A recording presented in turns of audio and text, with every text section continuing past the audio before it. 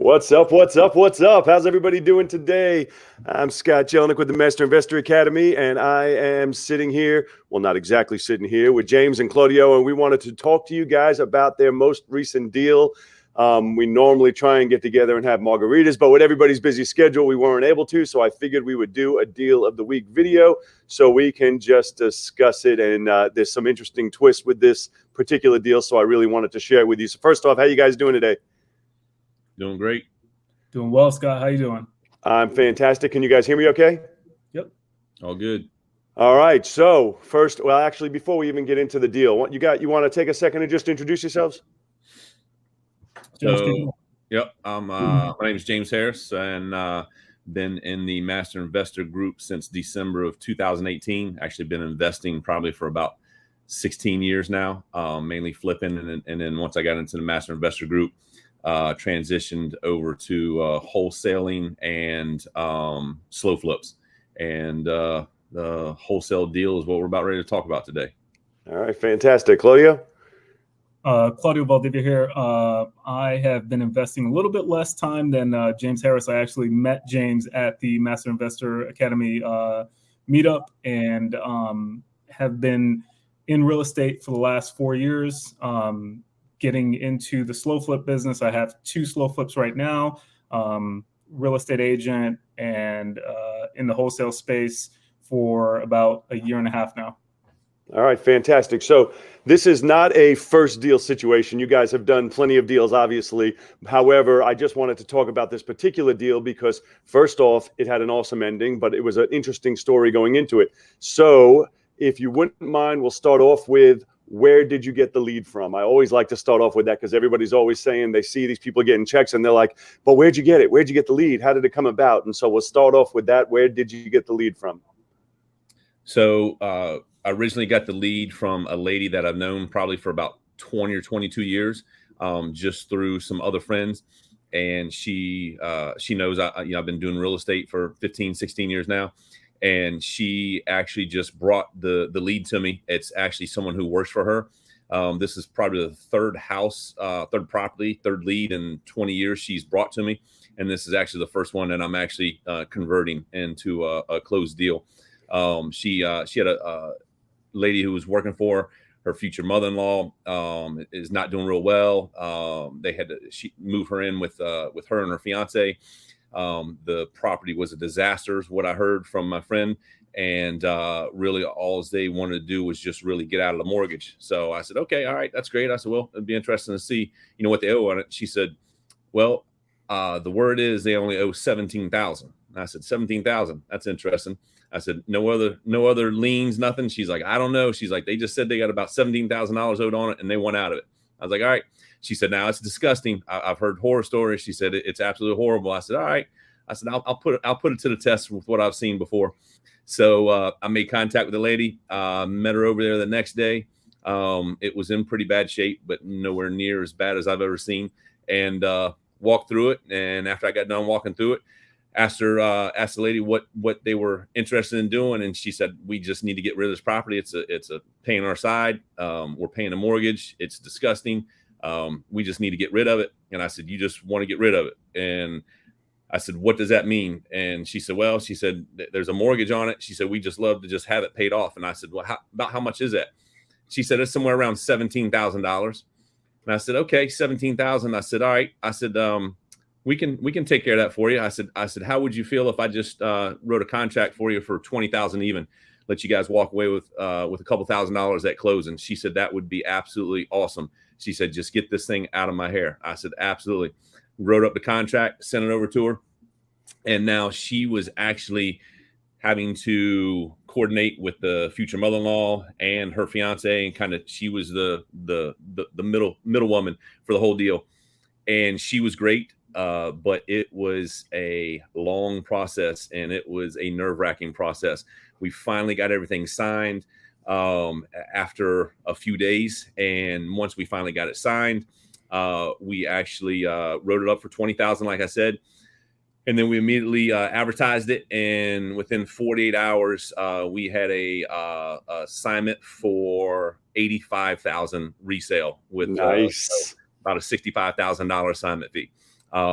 So we put that in the works, and then we got the title started. And then once the title got started, we found out there could be a couple of issues. So we had to get the mother-in-law and the son to finally, sign the papers, to check on all the liens and everything and the payoffs and everything.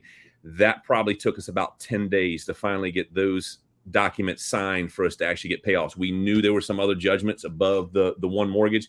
We weren't sure what the amounts were, who exactly they were with. But once we finally got the paperwork signed for them for the lawyers to dig into it, a little heartbreaking, came back with about $19,000 in additional judgments above the $17,000.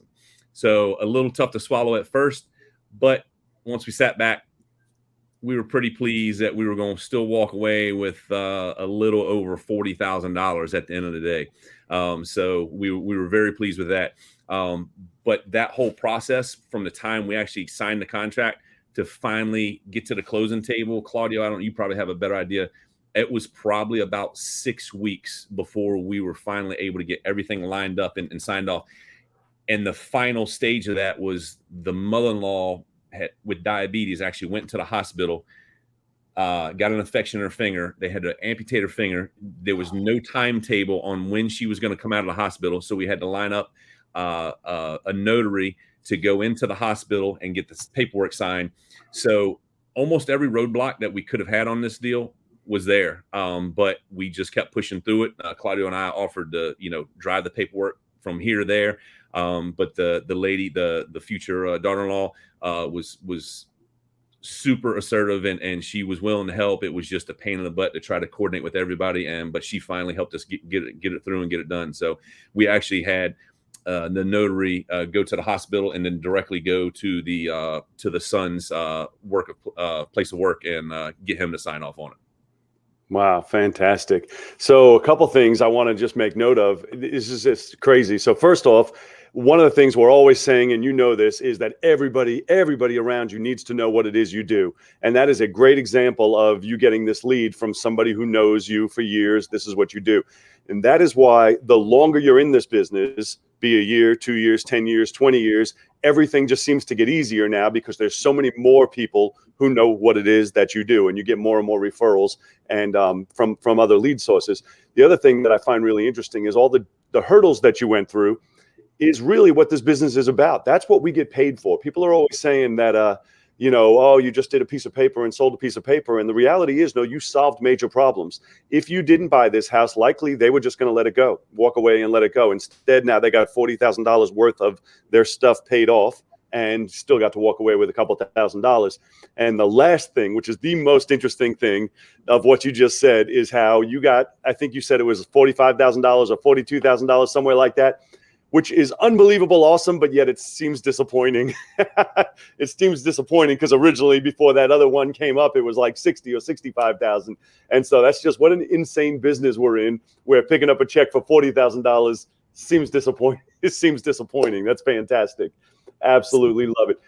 The other thing is, it's what you did. And Claudio, what you were saying, all the hurdles that you guys were going through and running over the house and going to the hospital and all these things, that's where you earn your money. Most people won't do all this stuff. They'll come up, there's a problem, there's an issue, and they say, oh, the deal failed. It had title issues. It didn't work out. And so I congratulate you guys for sticking with it and going through all the hurdles. Claudio, what do you want to share? You got to have some words of wisdom, something to share.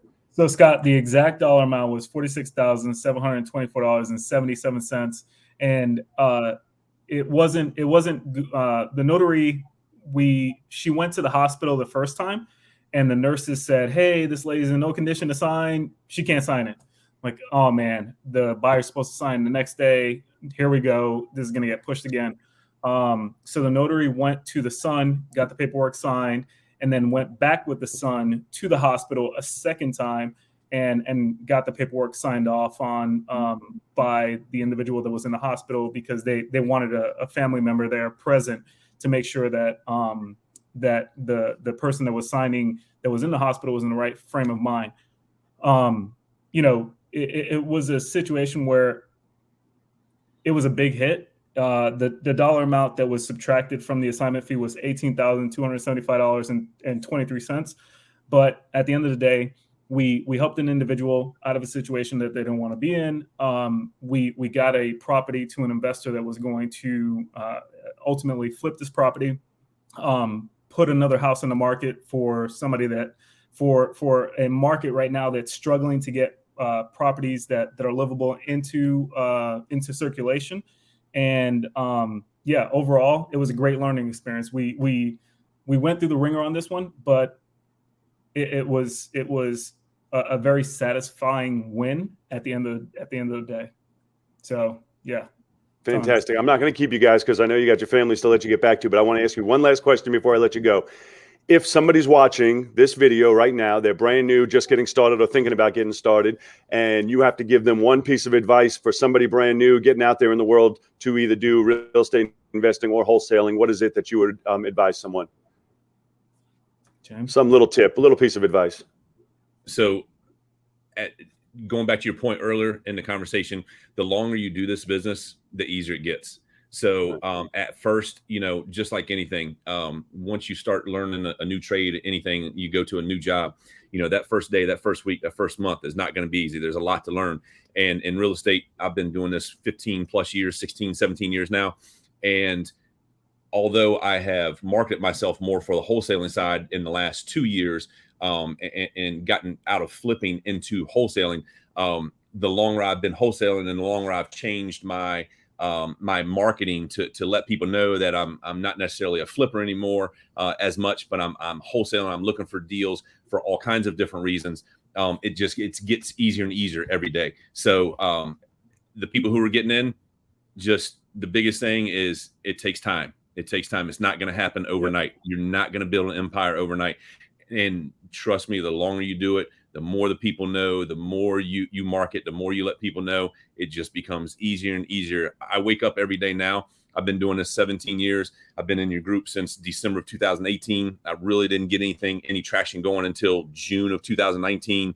And then the pandemic hit and all that. So the biggest thing is once you just start asserting yourself, and we talk about communication and follow-up, it's the same thing on the marketing. As long as you keep following up and letting people know what you're doing, not only following up with your leads who you're trying to convert, but just letting everybody know, following up and just letting everybody know every day what you're doing, that you're in the space, you're in the business, and what you need. It'll just start to steamroll. Fantastic. Claudio, got any words of wisdom?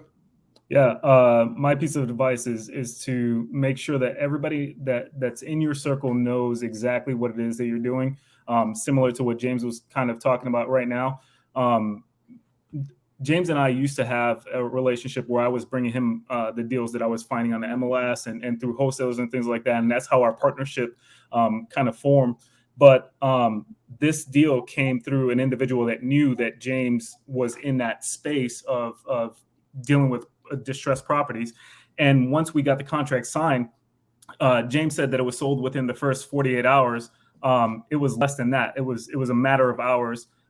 We put it on social media, and I think we had a contract signed in 4 or 5 hours, maybe. There was a commitment to it within the first 45 minutes that was on social media, and we had a signed contract within the first 4 or 5 hours that we put it out there. So for all those individuals that are getting into the game, or the individuals that have been in the game, like, don't be a secret investor. Don't feel a certain way to go out there and just put out what it is that you're working on right now, because people are watching. They may not comment. They may not give you any praise immediately, but it'll come full circle, and you'll get the deals from letting people know what it is that you're doing. Awesome. Good stuff. All right, I'm going to let you guys go. I thank you very much for coming on, and congratulations on this deal. And I cannot wait, and I'm excited to see what you guys do next. Have an absolutely fantastic night. Thanks for coming on, and we will see you soon. Thanks, Scott. All right, Scott. Thanks. Appreciate it. Bye-bye.